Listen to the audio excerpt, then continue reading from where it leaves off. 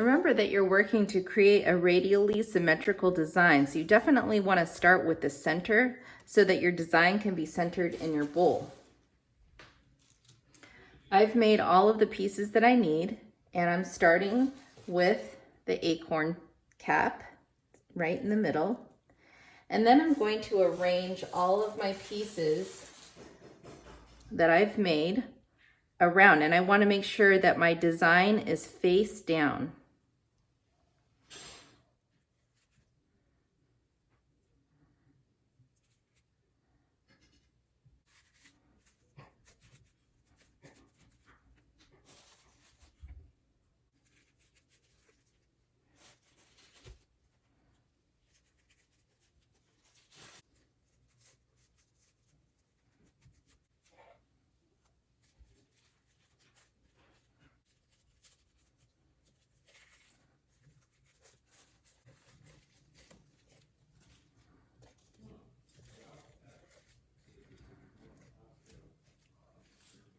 All right, so it's not a bowl yet, but you do have all of your designs placed. And what you need to do to make it a bowl is to continue to add soft coils to fill in all of these gaps. You're going to add coils to fill in and cover any seams and gaps on the design.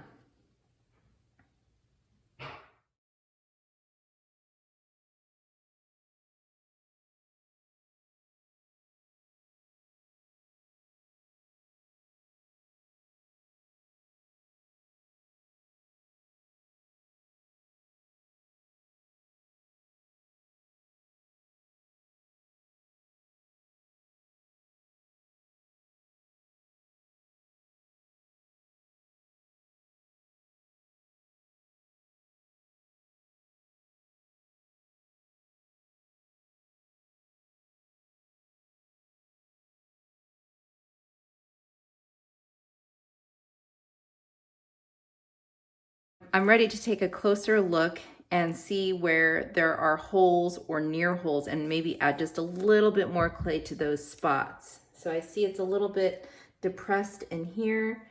I'm going to add just a little bit more clay right on top of that. And there's a few spots like that throughout. So my goal is to make a really even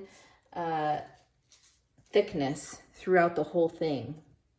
Now that I have the middle filled in, I'm going to start working on creating a patterned coil all the way around the top.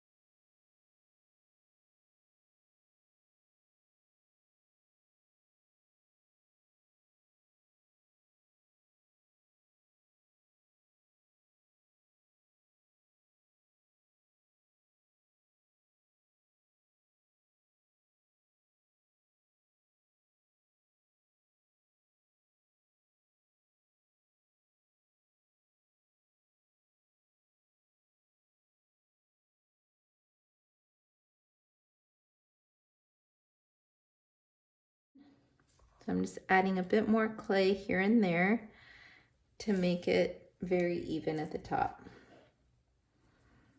Okay, fun part now, taking your serrated rib and working the clay together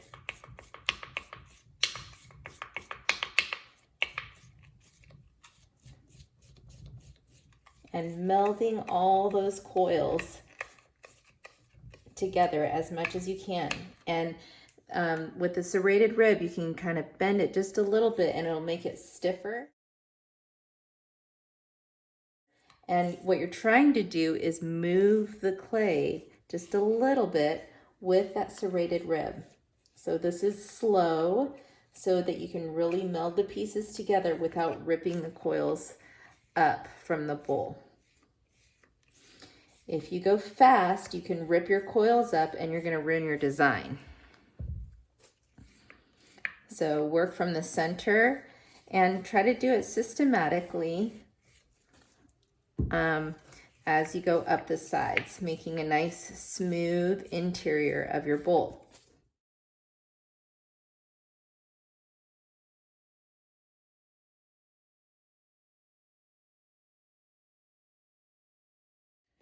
All right, I used my serrated rib to completely meld together all of the coils that I put in there, including my designs. And now I'm just going to carefully examine where there might be little dips and add bits of clay if it seems like it's a bit thin there. So I can just take a small piece of clay, press it in, and scrape it together with my serrated rib. If I leave my rim like this, chances are it's going to crack, and I don't want that to happen. So I'm going to scrape it so that it is even with the top, removing any excess clay by kind of scraping against the bowl.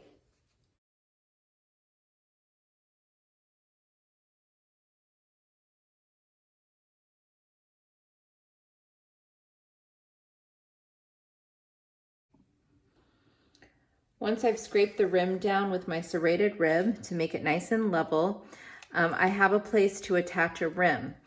On an open form like a bowl, it's really important to reinforce the rim and the foot because it gives it structural support. So I'm just going to add a little bit of slurry right on the rim. So again, slurry is just watered down clay. And you just want a little bit.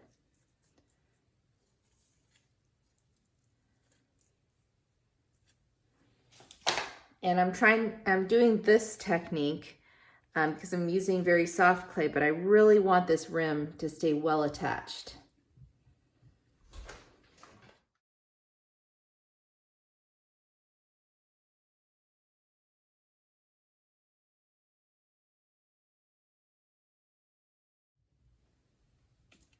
And then I'm going to smooth the interior seam of this new coil rim.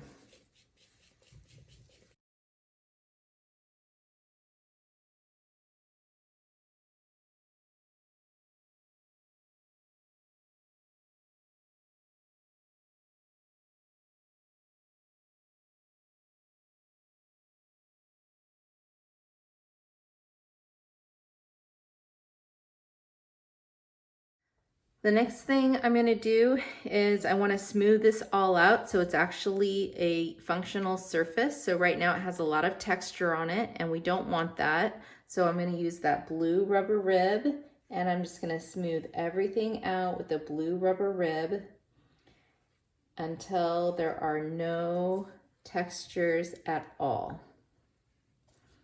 And I'm just going to be pretty gentle so that I don't pull any seams apart.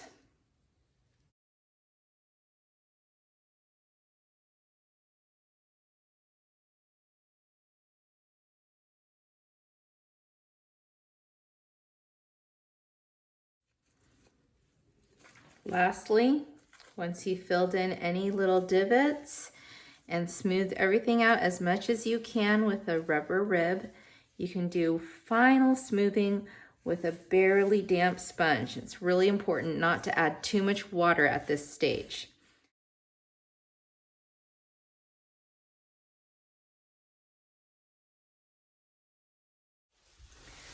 So you want this to dry to leather hard, but you want to control the drying, so you are going to need to cover it very lightly with plastic.